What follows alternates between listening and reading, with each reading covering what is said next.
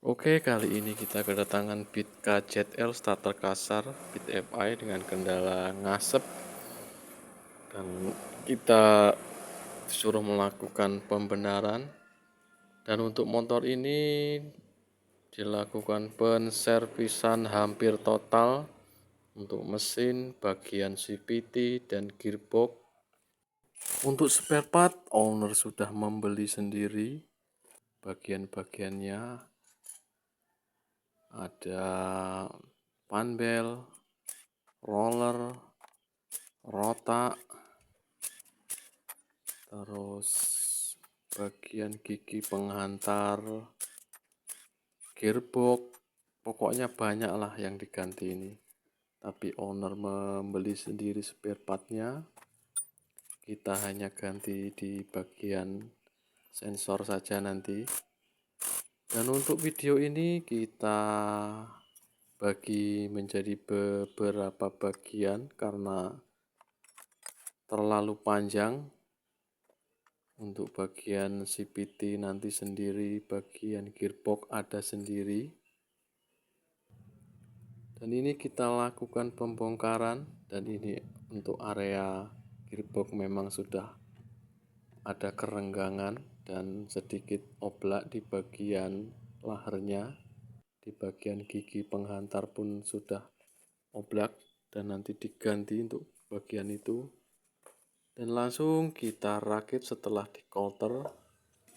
Kita naikkan di oversteer 50 karena mesin ini memang masih standar dan belum pernah dibongkar sepertinya.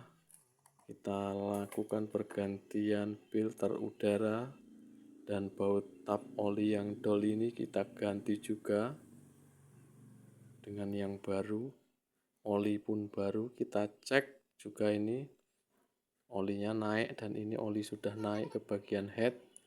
Bagian tutup head juga kita periksa, jangan sampai ada yang mampet, dan ini sudah lancar. Lalu kita pasang bagian o-ring tutup head, kita beri sedikit lem, kita pasang dan kencangkan, lalu kita rakit bodinya, kita masukkan ke dalam mesin. Dan setelah diperiksa, tekanan full pump pun lemah, dan nanti kita ganti juga ini.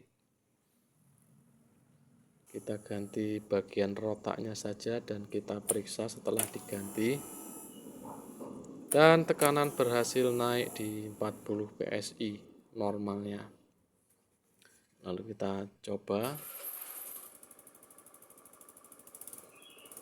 Setelah dicoba agak sedikit kurang nyaman, lalu kita scan saja untuk pengisian normal motor ini. Dan langsung kita lakukan scan data, dan ternyata di bagian sensor TPS bermasalah. Ada sedikit kejanggalan di voltasenya, dan nanti kita ganti sensor ini karena sensor ini bermasalah. Dan di alat scan pun terlihat. Langsung kita ganti dengan sensor TPS yang baru. Dan untuk injektor pun kita ganti karena motor ini sedikit agak berebet. Kita ganti dengan injektor yang baru juga karena tadi sempat mati-matian juga di area mesin. Setelah itu kita lakukan reset ECU karena data sudah normal di motor ini. Kita lakukan reset dan motor pun sudah hidup normal. Dan terima kasih bagi yang menyimak, dan terima kasih kepada owner yang telah mempercayakan ke bengkel kita. Dan terima kasih.